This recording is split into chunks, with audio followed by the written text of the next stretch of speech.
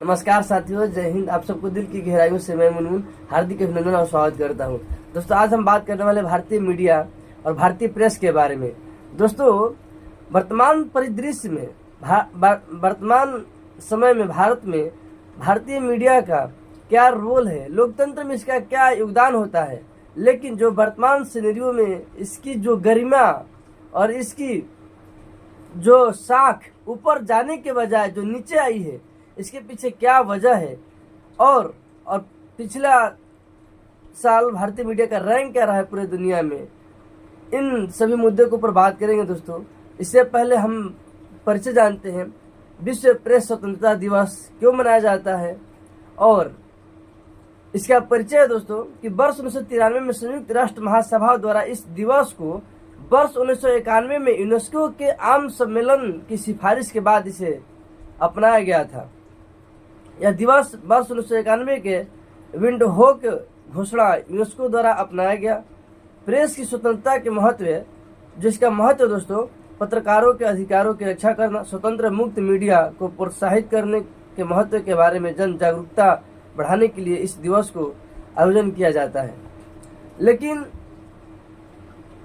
अब हम बात करेंगे विश्व प्रेस स्वतंत्रता के बारे में। दोस्तों, जो 2023 में भारत में इसका रैंक रहा है 180 देशों में, जो भारत का रैंक है दोस्तों वो 161वां रैंक है। आप कल्पना करिए कि 180 देशों में हमारा भारत का मीडिया है 161वें स्थान पर है। जिस देश को लोकतंत्र की जननी कहा जाता हो, जिस देश का डेमोक्रेसी दुनिया का सबसे बड़ा डेमोक्रेसी है, सबसे बड़ा लोकतंत्र है, सबसे बड़ा लोकतांत्रिक देश है हमारा भारत, उसके बाद भी हमारे देश की जो मीडिया का जो रैंक है वो 160वां है। इसका मतलब रैंक जितना नीचे है, इसे ये साबित हो रहा है कि हमारा जो मीडिया दोस्तों वो स्वतंत्र रूप से काम नहीं करता है। जो मीडिया का काम है वो काम अपने सच्चाई और ईमानदारी के साथ मीडिया में बैठे लोग निर्वहन नहीं करते हैं।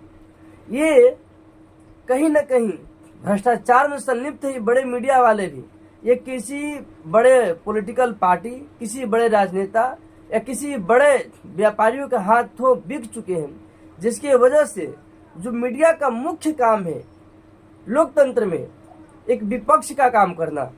जब विपक्ष कमजोर होने लगे लोकतंत्र में, तो मीडिया उसकी आवाज़ों को उठाती है।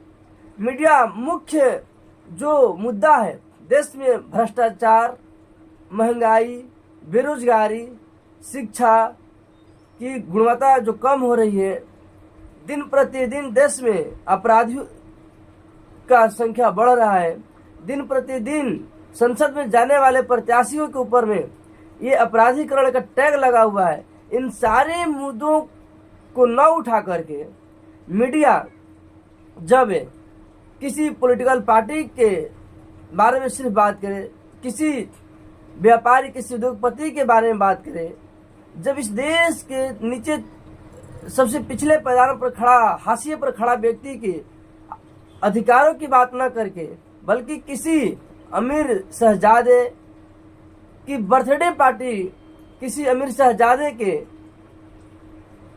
ड्रग्स का प्रचार करने लगे, व्यापार का उसका बढ़ावा देने लगे, जब मीडिया इस देश के वो बड़े बड़े सेलिब्रिटियों के प्रचार को दिखाए, नशीले पदार्थों का प्रचार करे और इस देश के जो मुख्य धारा से पिछड़े हुए लोगों को, समस्याओं को सामने न लेकर के आए, तब मीडिया के साख के ऊपर सवाल उठता है।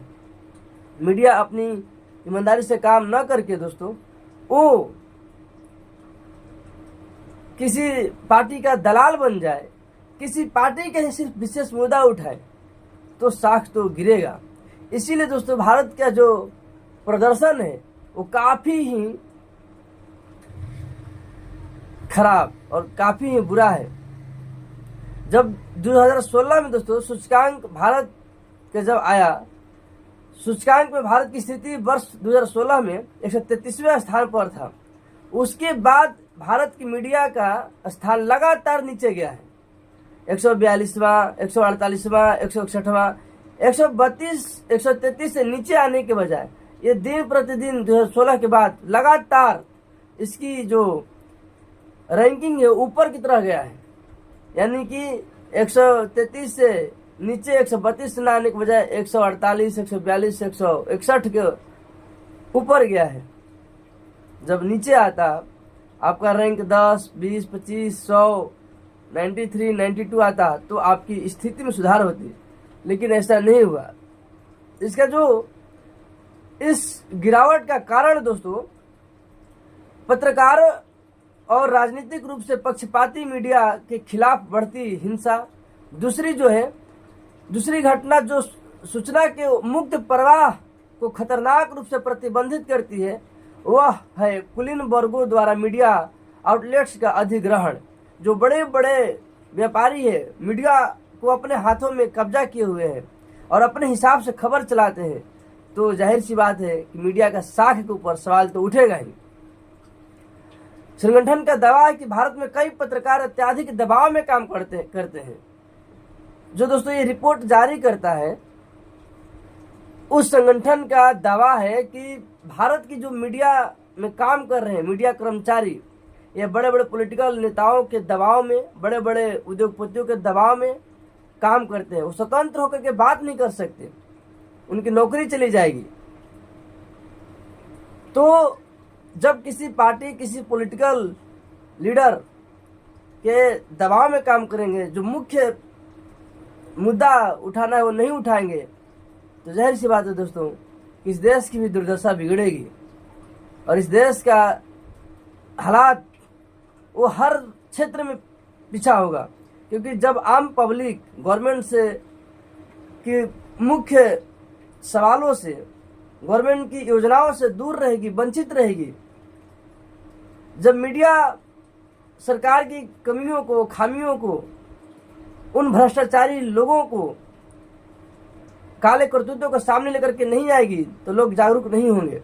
दोस्तों मीडिया हमेशा से क्रांतिकारी होनी चाहिए, क्योंकि जब हम गुलाम थे, जब उस समय सोशल मीडिया का, सोशल प्लेटफॉर्मों का, डिजिटल प्लेटफॉर्मों का जमाना नहीं था, तब हमारे देश के क्रांतिकारियों ने अपने विचारों को और अपने विचारों से लोगों के अंदर आज़ादी की अलख जगाई। और वो दोस्तों अलख सिर्फ गोली, बंदूक और लाठियों से नहीं आई, बल्कि वो अलख हमारे देश के क्रांतिकारियों ने अपने शब्दों को अभिव्यक्त किया, अपने शब्दों को पत्रकारों, समाचार पत्रों में लिखा और जन जन तक पहुंचाने का काम किया। जब पत्रकार, जब समाचार पत्रिकाएं लोगों तक पहुंची, जब लोगों ने पढ़ा कि अंग्रेज हमारे ऊपर कितना जुल्म कर रहे हैं, हमारे देश की अर्थव्यवस्था कितनी चरमरा गई है, सारा अर्थ विदेशों में भेजा जा रहा है, जब लोग पढ़ने लगे, जानने लगे, जब ये खबर सुदूर इलाकों में जाने लगी, तो सुदूर इलाके के लोग भी जागरूक हुए अपने देश की संप्रभुता के लिए। दोस्तों ये मीडिया वर्तमान समय में वो काम नहीं कर रही है जो काम आज़ादी के समय हमारे क्रांतिकारियों ने किया था। आज वर्तमान समय की जो मीडिया है वो वही लिखती है जो ऊपर से उनके मालिकों का, उनके हुक्म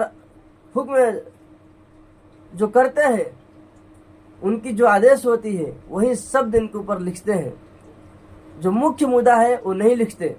जो उनका मालिक, जो उनके आका, जो उनके पॉलिटिकल लीडर जो हुक्म करते हैं कि तुमको ये बात लिखनी है, तो वही बातें लिखते हैं। और नतीजा यह है कि वर्तमान समय में जो जन जन तक जो खबर जानी चाहिए वो नहीं जा रही है और लोगों को दिमाग में कुछ विशेष प्रकार के विचारों को भरा जा रहा है। धर्म खतरे में है, जाति खतरे में है।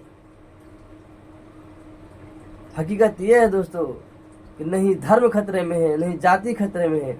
खतरे सिर्फ और सिर्फ इस देश के कुछ चंद प्रतिशत अमीर पूंजीपतियों और कुछ पॉलिटिकल पार्टियों के कुर्सी खतरे में है।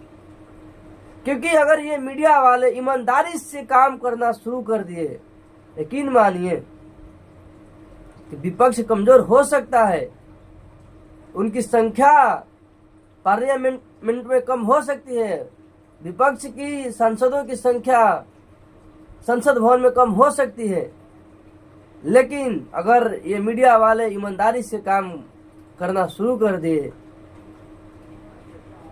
तो विपक्ष बहुत मजबूत हो सकता है। देश के लोगों तक, जन जन तक जागरूकता आसानी से पहुंचाई जा सकती है। लोगों के ऊपर से चमचा और अंधभक्ति के ये चश्मा हटाया जा सकता है।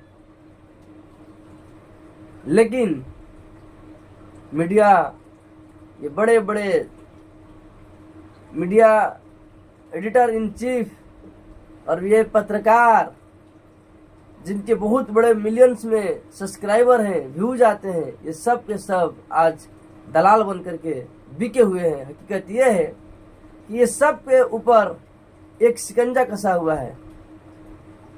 इसीलिए दोस्तों इनकी रैंक दिन प्रतिदिन 161, तो क्या एक समय आएगा कि 180 देशों में सबसे पिछले पायदान पर खड़े रहेंगे। जय हिंद।